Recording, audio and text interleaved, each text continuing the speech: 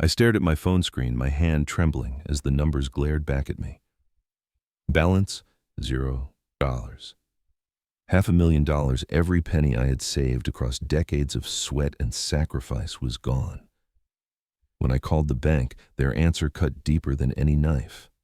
"Sir," the woman said calmly, "you authorized this withdrawal under a power of attorney."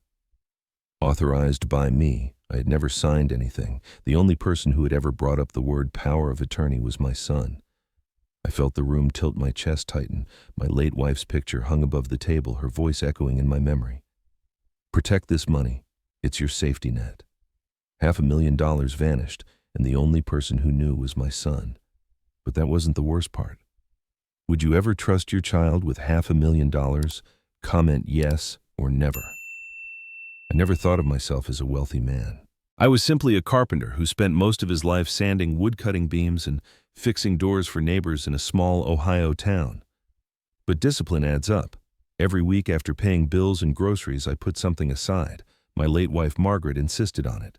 One day she would say, sliding another envelope of cash into the old tin box, "This will be our safety net." When I sold the shop 10 years ago, I placed nearly everything into one account, $500,000. It wasn't meant to impress anyone. It was meant to keep me afloat if I ever faced illness or if Emily, my granddaughter, needed help. I kept the account quiet. No one, not even my son David, knew the exact balance. At 75, my routines were modest. I woke early, walked to the Walmart nearby for the newspaper, and stopped at Millie's Diner for the same breakfast special, scrambled eggs, toast, and meatloaf left over from the night before. The waitresses called me Grandpa Joe, even though my real name was John. I carried cash, paid my bills by check, and trusted the people I had known for decades. Technology was something I tolerated, not embraced. My flip phone was nearly older than Emily. Online banking felt like handing my wallet to a stranger. I still visited the branch once a month, greeting the same teller who had worked there since the 70s. The account was my fortress, untouched, unseen. David, my only son, was 45. He lived just a few blocks away with his wife Claire and their daughter Emily. On the surface, he was caring. He mowed my lawn when I wasn't well, drove me to doctor's appointments, and invited me over for Sunday dinners. But there was always an undertone of pressure. He worked freelance in IT, which meant one month he boasted about landing a big project and the next he whispered about overdue bills. I tried not to pry, but sometimes he let it slip. "Dad, it's hard keeping up with the mortgage." Claire, my daughter-in-law, was sharper. She had once worked in a bank before staying home with Emily. She knew the language of finance and carried herself with the authority of someone used to managing numbers. More than once, she leaned across the dinner table with a smile that didn't quite reach her eyes and said, "Dad money sitting in the bank is wasted. You should let us help you invest it." I always brushed it off with a laugh. I wasn't looking to gamble. $500,000 may sound like a lot, but stretched across the rest of my life, it was simply security. Emily, sweet Emily, was 12. She still colored at the kitchen table, asking me about the stories behind my old tools. She was the reason I never moved out of this town, the reason I kept trying. She deserved stability, not secrets and schemes. One evening after dinner, David pulled out his phone to show me a new app he was tinkering with. It cloned voices. He pressed a button, and out came an eerie mimicry of a celebrity's tone. "AI can clone voices now, Dad," he said, grinning. "Even yours if I record you long enough." He chuckled, but a chill crept down my spine. I told him to knock it off. A week later, Claire poured me tea and slid a piece of paper across the table. "It's just a precaution," she said sweetly. "A power of attorney form. If something happens, we can pay your bills without hassle." I froze. Margaret's voice rang in my ears. "Don't let anyone touch this." I pushed the paper back. "No, Claire. My affairs are my own." The smile on her face stiffened, but she said nothing. That night, as I sat by the window reading, my old flip phone buzzed. An email notification, strange enough since I rarely used it for anything beyond calls. The subject line read, "Update your online banking profile." That sounds... But I never had online banking. I stared at the screen, confusion twisting into unease. Had someone tried to set it up for me? I deleted the message, convincing myself it was spam. Yet unease lingered. As I shut off the lamp, A question gnawed at me. If someone knew how to mimic my voice, what else could they pretend to be? Would you keep a secret savings account hidden from your kids?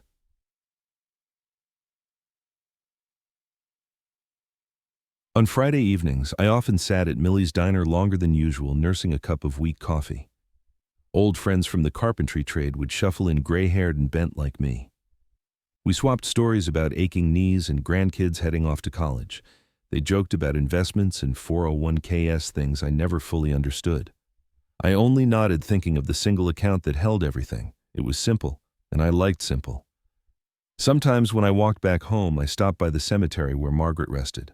I told her about Emily's drawings, about the roses that bloomed late in the yard, and about how David seemed more anxious each week. The silence of her grave was both comfort and torment. "You'd know what to do," I whispered, brushing dirt from the stone.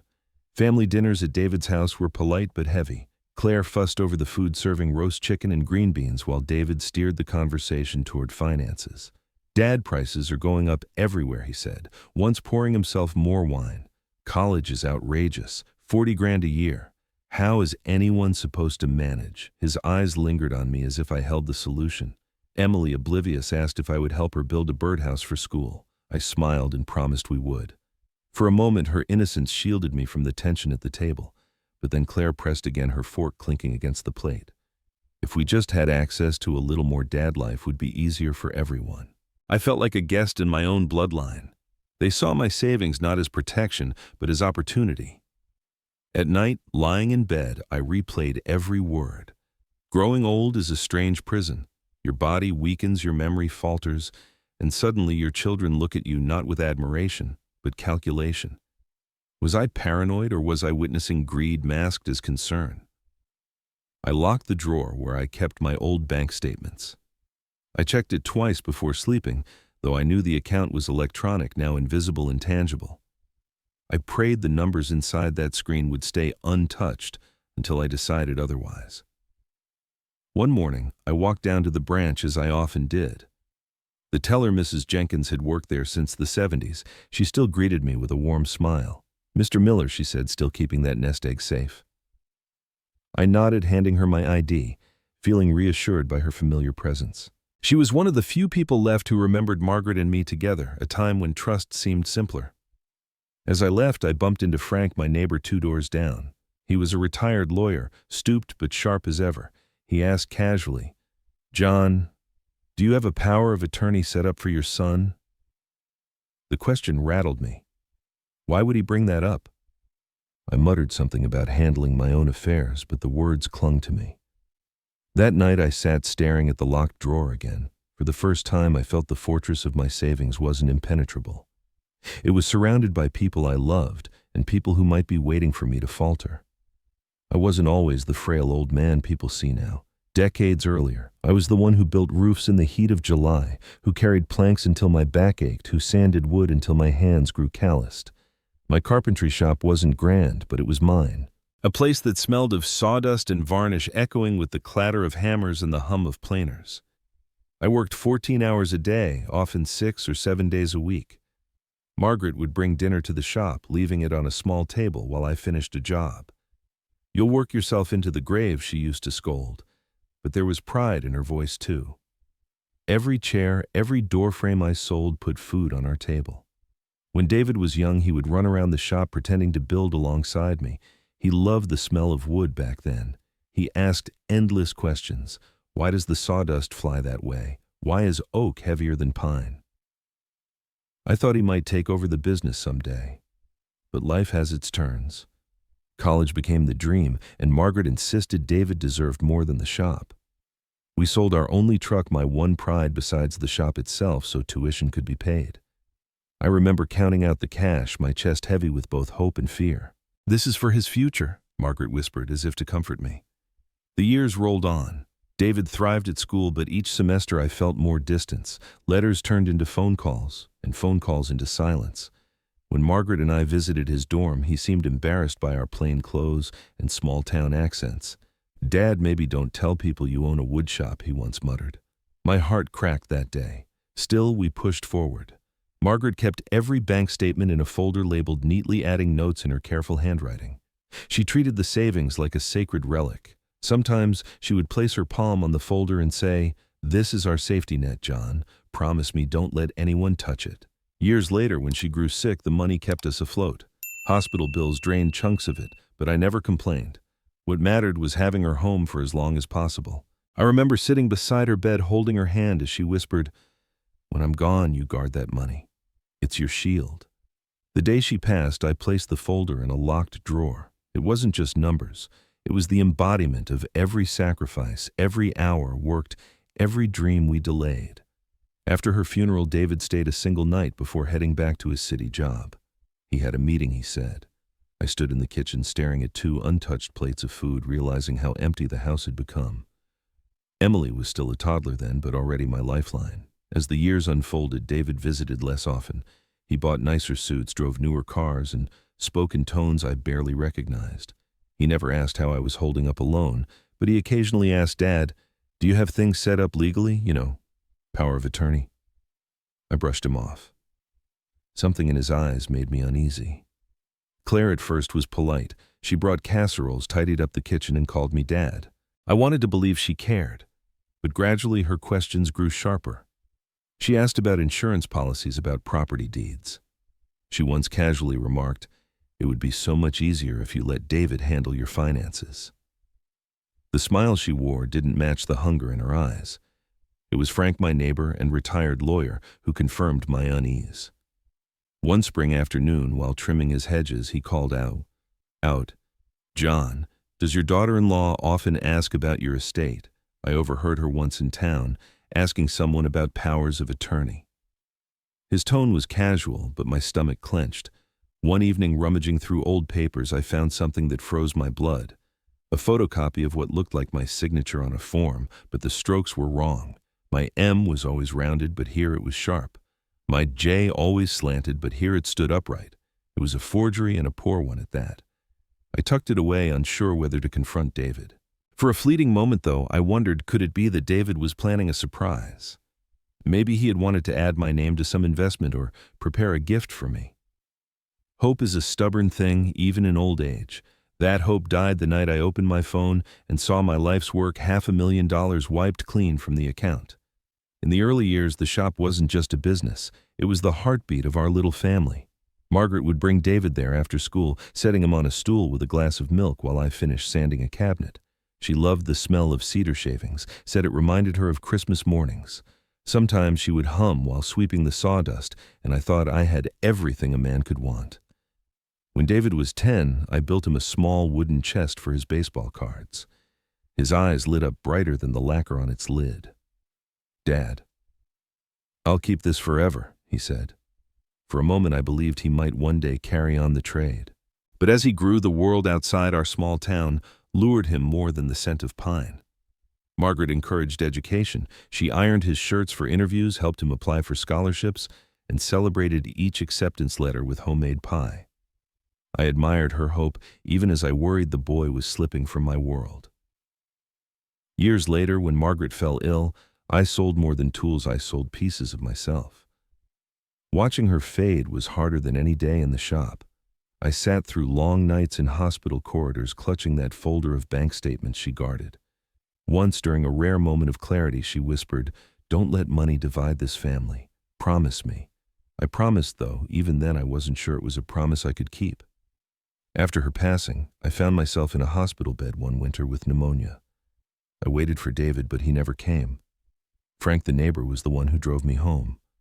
That silence from my own blood spoke louder than words. When David married Claire, I hoped things would change. At first she seemed thoughtful, baking cookies with Emily, bringing casseroles to my doorstep. But soon her visits turned into subtle interrogations. She asked how much the shop had sold, for whether I had insurance, if the house was in my name alone.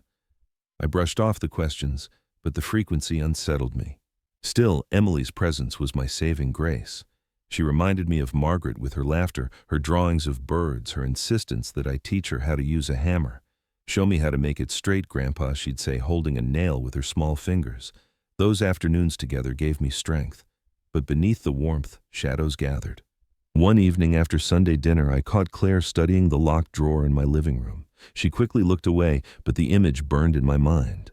Not long after I discovered that forged photocopy of my signature. Holding it in my trembling hands, I tried to convince myself it was nothing. Perhaps practice for a document I had forgotten. Hope is stubborn, yes, but deep down, fear gnawed at me. For a while, I even imagined David might surprise me with some gift or retirement plan, a gesture to repay years of sacrifice. I clung to that hope like a man lost at sea clutching driftwood. And then, the account showed zero. There were moments even before the account emptied when the cracks between us were clear. I remembered the time I landed in the hospital after slipping on the ice outside the shop. I called David, but he didn't pick up. Hours later, he texted, "Busy at work. Hope you're okay." By then, Frank had already brought me soup and driven me home. I told myself David was just stressed, but the sting stayed. Another memory returned of a Thanksgiving dinner years ago. The table was full, turkey stuffing Margaret's cranberry sauce recipe. I carved the bird with pride, but David flinched when I mentioned selling the shop to cover tuition. "Dad, you don't have to tell everyone we were broke," he muttered. His eyes darting toward Claire's family. Shame rolled off him like heat, and I realized he no longer wanted to be tied to the man who worked with his hands. Claire noticed too. She filled the silence with talk of investments and stocks, things I had never touched. Later, she cornered me in the kitchen, her voice low. "You know, John, the world is moving fast. If you don't let David handle things, you'll get left behind." Her hand rested on my arm, gentle but insistent. I pulled away, sensing the steel beneath the softness. Even Emily, though innocent, once asked a question that haunted me. "Grandpa, why does Mommy say you don't know how to use money?" I hugged her tight. Hiding the ache, that was when I realized the fortress of my savings wasn't just money. It was my last piece of independence, my proof that I hadn't worked myself into the ground for nothing. To surrender it would mean surrendering the last of Margaret's faith in me.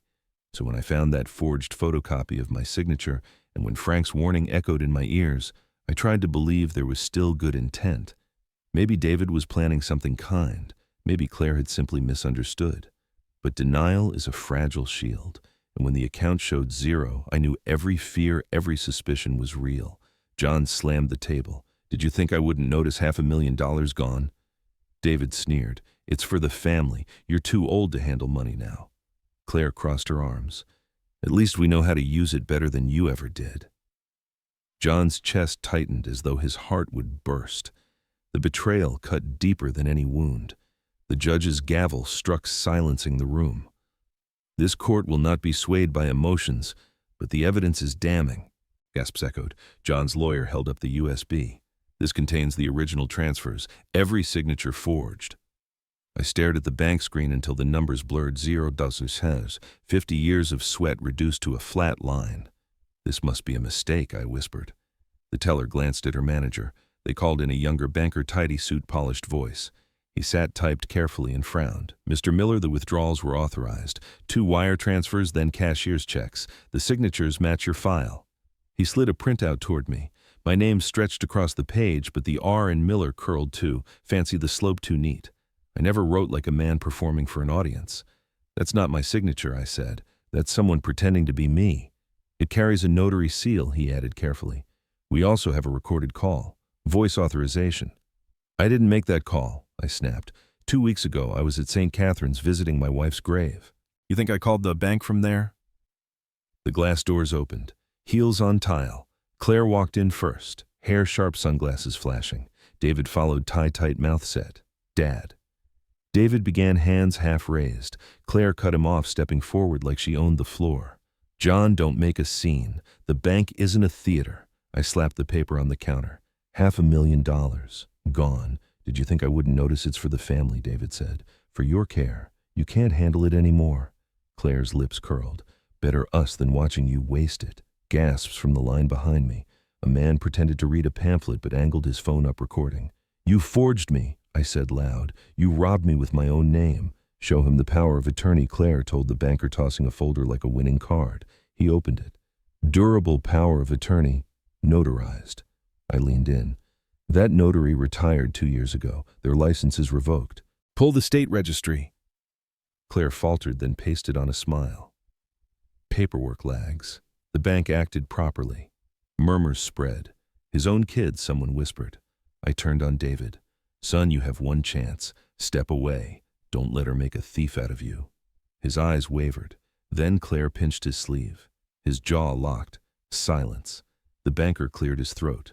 We'll escalate to fraud investigation. Accounts will be flagged. Too late. The room had already taken sides. That night I called Mark, my younger son, and Frank, the neighbor who used to be a county prosecutor. They used my name, I said. $500,000. Gone. Mark screeched into the driveway, laptop under his arm. Dad, show me the papers. He compared my real signature from last month's withdrawal to the one Claire had shoved at the bank. Not even close, he said. Anyone with eyes can see it. Frank nodded. Forgery with a retired notary. That's criminal. We'll take it to court.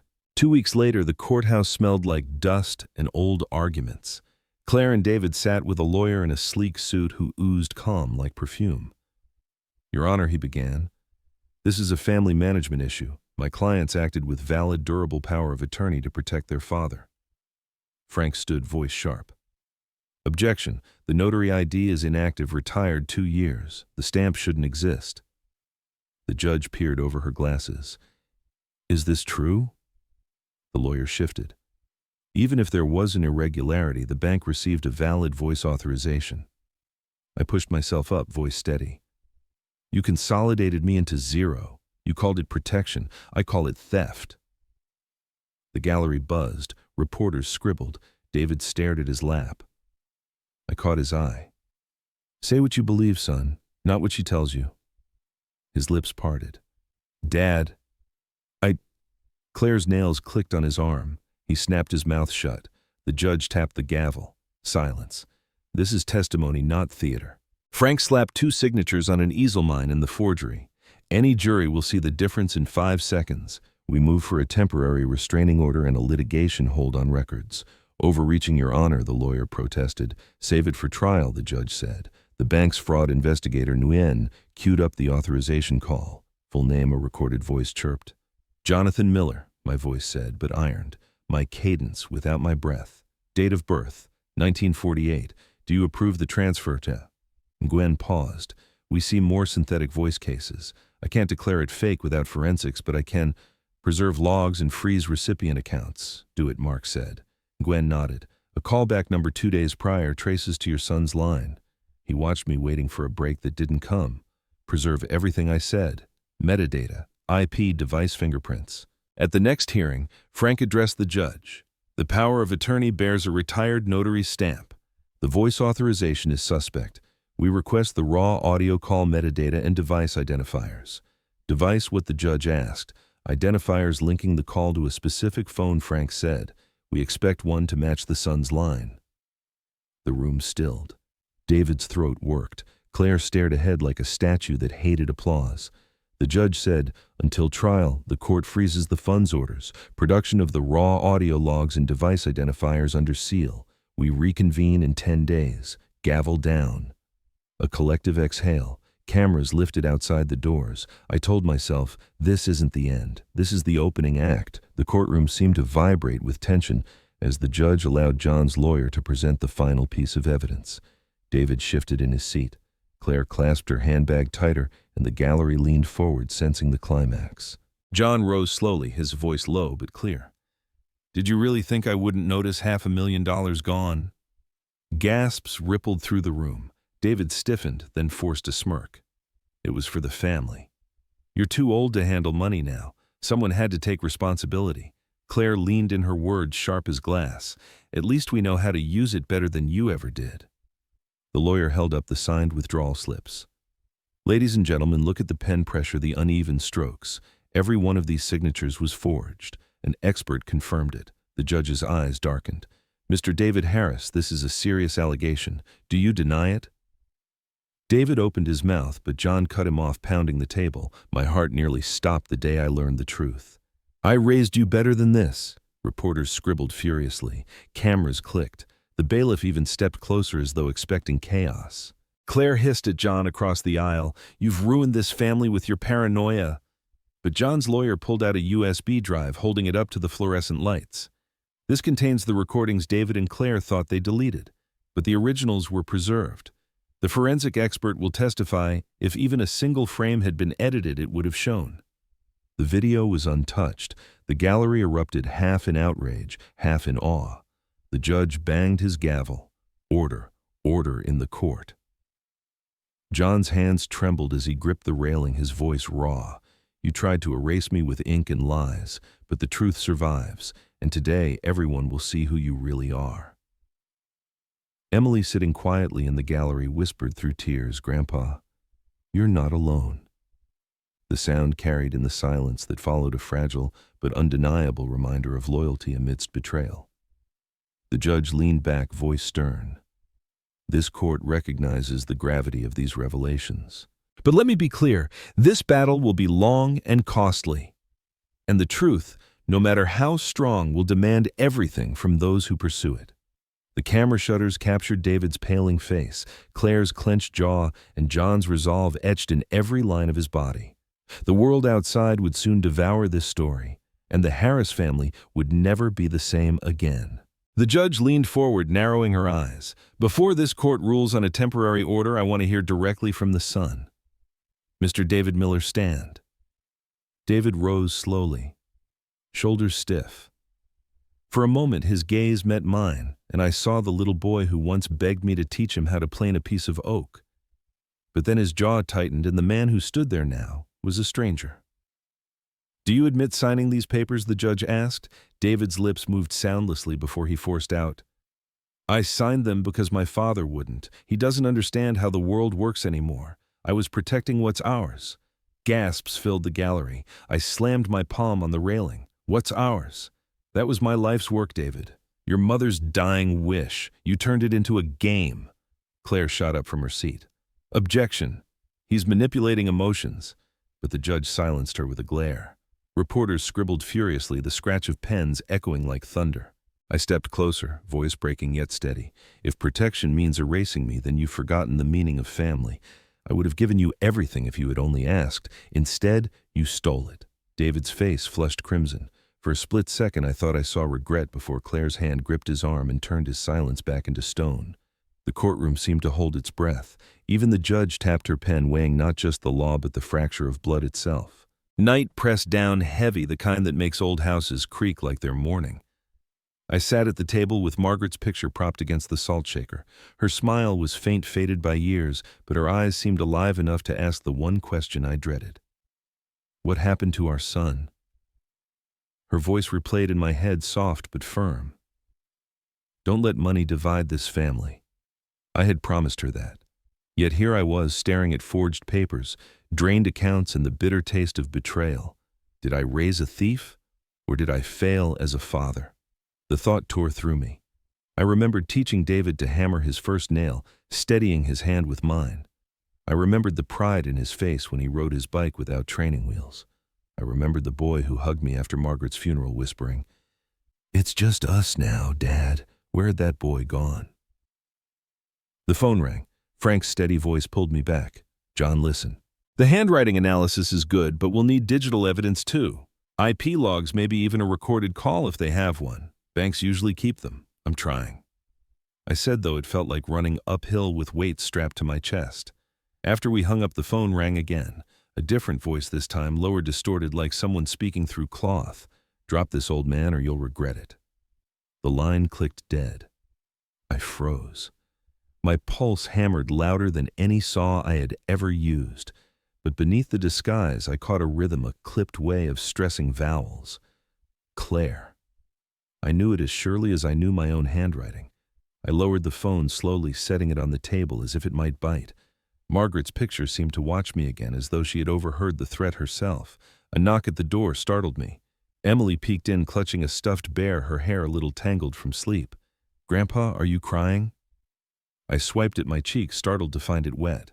"No, sweetheart, just tired." She patted closer, small hands reaching for mine. "Mom says you're mad at Dad, but you still love him, right?" Her words cut deeper than the phone call. Love and betrayal tangled in my chest until I couldn't tell which weighed more.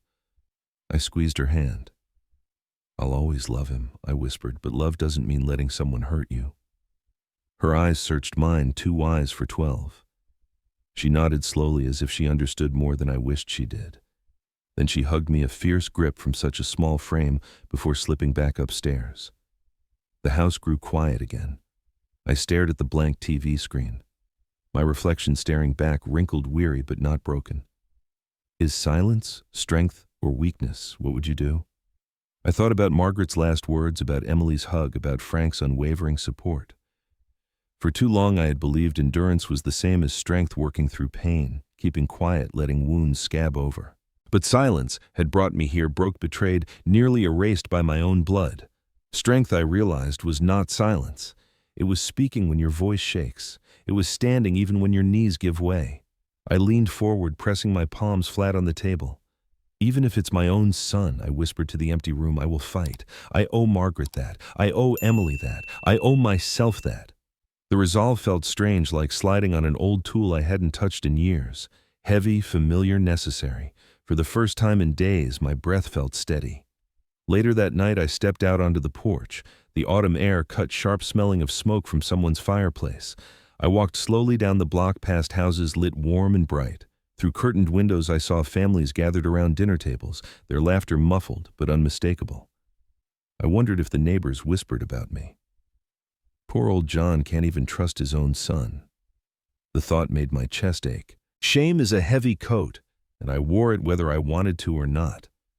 I remembered when David was small, running down this very street with scraped knees, shouting for me to watch him race his friends.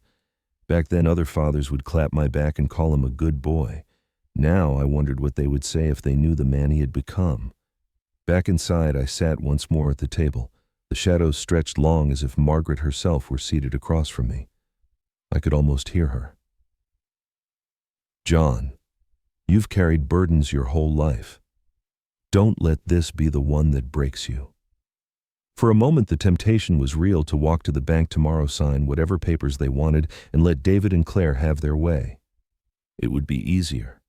No lawyers, no sleepless nights, no tears in Emily's eyes, just silence. But then Emily's hug replayed in my mind. The way her tiny arms had clung to me, as though I were still the strong man who built birdhouses from scraps of pine. If I surrendered now, what lesson would I leave her? That love means letting people exploit you. That age means surrender? No. Strength wasn't silence. Strength was resistance, even if resistance meant standing alone. I picked up the phone, dialed Frank, and when his voice answered, I said the words with a steadiness that surprised me. I'm ready to fight this to the end. The next morning, Frank came by with a folder under his arm. He placed it carefully on my table, as though the weight inside might break the wood. The bank sent me a preliminary report, he said. It logs confirm what we suspected. The transfer request was made from an IP address registered to your son's house. My chest tightened, though I had braced for the blow. Seeing it in writing, official and undeniable, still felt like being struck with a hammer. I nodded slowly, letting the words sink in. They'll have to hand this over in discovery if it goes to court. Frank continued. But John, this is strong. Stronger than handwriting alone. I reached for the report.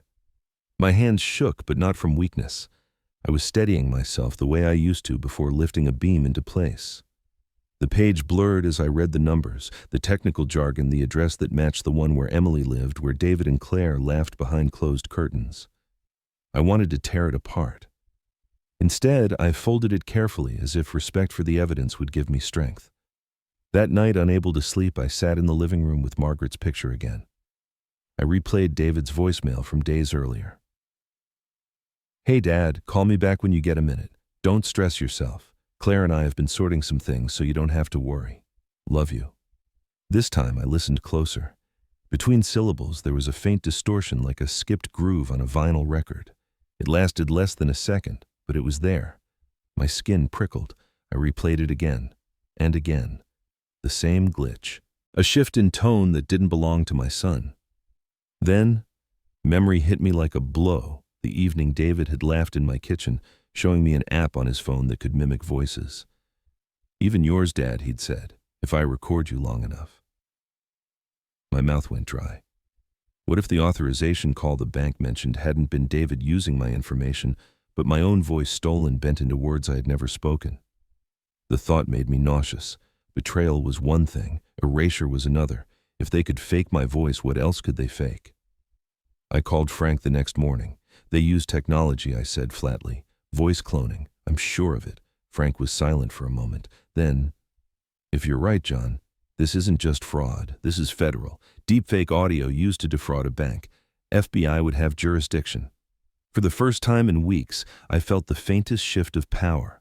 Not victory, not yet, but leverage. I opened a notebook Margaret had once used for grocery lists and began writing everything down: the glitch in the voicemail, the memory of David's app, the timeline of calls, the exact words Claire had spoken. Each detail was a nail hammered into place, each page a plank in the defense of my life's work. Hours passed. My hand cramped, but I didn't stop. When I finally looked up, the room was darker, but my path felt clearer. If they thought I was weak, I wrote on the last page before closing the book. They forgot who raised them. Frank arranged a meeting with a federal contact he still knew through the Bar Association. If we can get that voice log from the bank, he said, and prove it's synthetic, this case changes overnight. It becomes bigger than family. It becomes precedent. I sat back exhausted but resolute. My son had stolen money. My daughter-in-law had schemed, but in reaching so far into technology, they barely understood they might have handed me the very weapon I needed. Still, one truth gnawed at me as I prepared for the legal battle. Evidence was strong. Yes, but family ties cut deeper than law. Facing David across a courtroom would not feel like justice. It would feel like dismembering what little remained of Margaret's dream for us. Yet I no longer had the luxury of silence. The trial loomed ahead, and with it a revelation I could not yet imagine. That evening, I spread papers across the dining table the way I once spread blueprints across my workbench. Each page felt like a piece of lumber, raw, heavy, waiting to be shaped. Bank letters, Frank's notes, Dr. Patel's analysis, my own scribbled journal entries. I stacked them, clipped them, slid them into a folder. For the first time, I felt less like prey and more like a craftsman building his defense. As I worked, I couldn't help remembering a night long ago when David came home from college, flushed with excitement about his computer science classes. "Dad, technology is the future," he said, waving a textbook as if it were scripture. I had smiled then, proud that he was reaching higher than I ever could. Now those words echoed like a curse. Technology was his tool still, but not to build, to destroy. I sat back staring at Margaret's chair. Would she forgive me for dragging our family into court? Would she understand that love had to yield to justice? My heart told me I was betraying her dream of unity. My head told me I was honoring her plea to protect what we built. Somewhere in the distance, a church bell tolled the hour. I closed the folder, placed it in my worn briefcase, and whispered, "Tomorrow we fight." For once, the silence in the house felt less like defeat and more like preparation.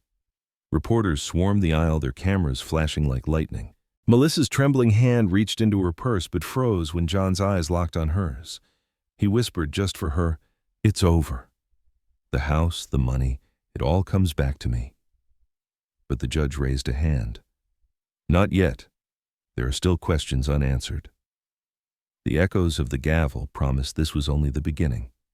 The courthouse smelled faintly of old paper and disinfectant, a mixture that clung to every bench and wall. I sat at the plaintiff's table with Frank beside me, my briefcase heavy with documents that suddenly felt thin against the weight of family betrayal. Across the aisle, David and Claire looked calm, even smug. The judge adjusted his glasses. "Based on the presented documents, the court finds the power of attorney appears valid. Unless compelling evidence arises, we must recognize its authority." My stomach dropped. I gripped the edge of the table until my knuckles ached. This was it, $500,000, Margaret's shield slipping away under a lie. Then the doors opened. A young man in a bank IT badge hurried forward holding a flash drive like it was the crown jewels. "Your Honor," he said, breathless, "the bank's compliance department has provided additional material, an audio recording tied to the disputed transfer." The judge frowned but gestured. The clerk plugged in the drive. A voice filled the room. My voice. Calm, deliberate, authorizing the transfer of all funds. Gasps rippled through the courtroom. My throat closed. It sounded like me. It was me, yet not. The IT specialist cleared his throat. "We analyzed the waveform. This is not natural human speech. It is synthetic, an AI-generated deepfake designed to impersonate Mr. Miller." Silence crashed down. Claire's smile drained. David's hand twitched on the table. The judge leaned forward, his gavel poised. Effective immediately, the transfer is void. Funds are to be restored. And given the evidence of technological fraud, this matter is referred to federal authorities. Relief flooded me, but it carried no triumph. I turned slightly, catching Emily's wide eyes in the gallery. She looked frightened, uncertain. I gave the smallest nod. The fight wasn't over. It had only begun. As I walked out of the courthouse, the air felt heavy with both relief and sorrow. The battle was far from over, and I wondered if you were in my place. Would you fight your own family in court or walk away? Share your thoughts below, and don't forget to like, comment, and subscribe for more stories like this. Thank you for watching.